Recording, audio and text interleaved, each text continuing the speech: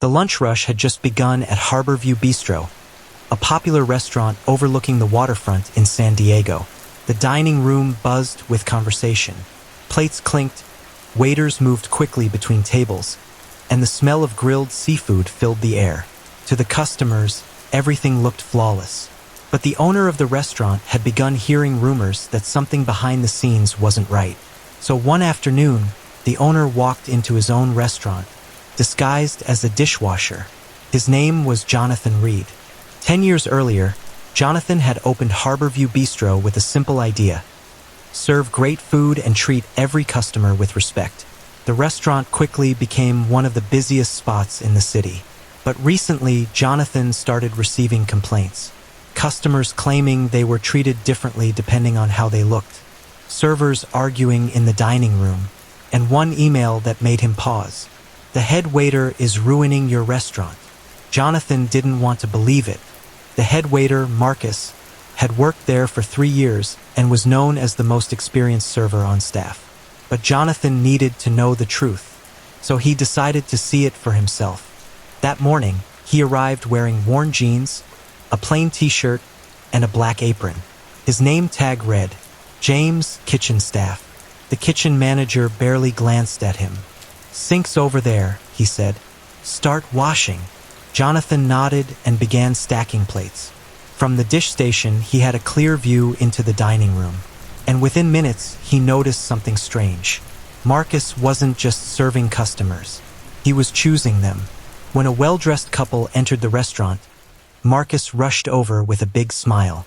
"Welcome to Harborview," he said enthusiastically. But when a family wearing simple clothes sat down at another table, Marcus walked right past them. Another server eventually helped them. Jonathan frowned. That didn't seem right. But the worst was yet to come. An older man walked into the restaurant and sat alone by the window. He looked like a construction worker. Dusty boots, worn jacket. Marcus approached the table slowly. "What can I get you?" he asked impatiently. The man politely ordered a burger and iced tea. Marcus scribbled the order and walked back toward the kitchen.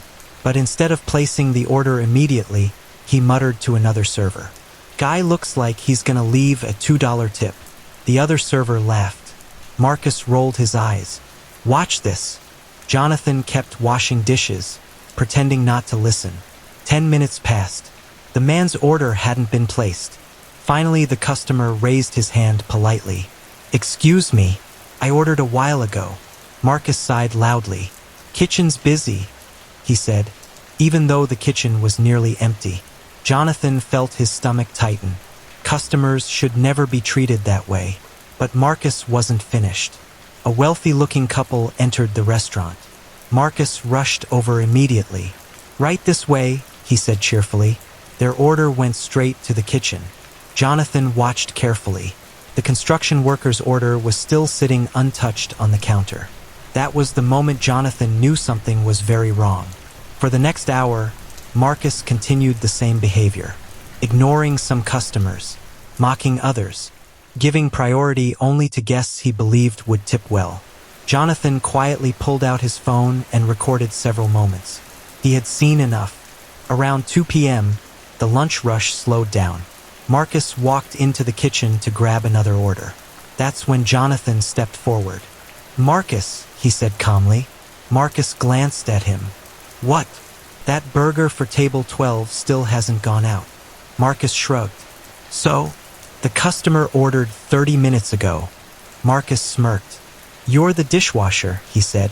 "Stay in your lane." A few kitchen staff turned to watch. Jonathan nodded slowly.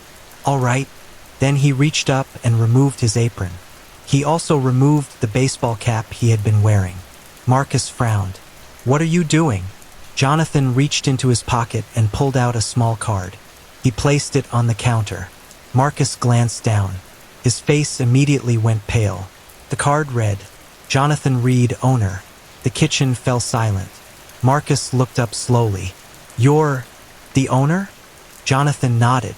"And I've been washing dishes for the last 4 hours." Marcus stammered. "I didn't know." Jonathan raised a hand. "That's exactly the point. He walked toward the dining room where several customers were still seated. Marcus followed nervously. Jonathan looked at the construction worker still waiting for his burger. "I'm very sorry about your experience today," Jonathan said sincerely.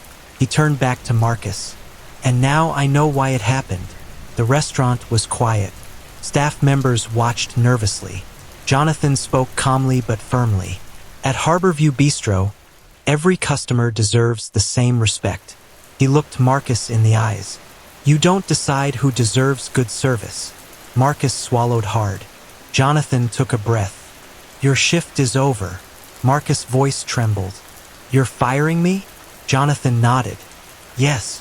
The manager escorted Marcus out of the restaurant. Afterward, Jonathan personally served the customer who had been ignored. He brought out the burger himself.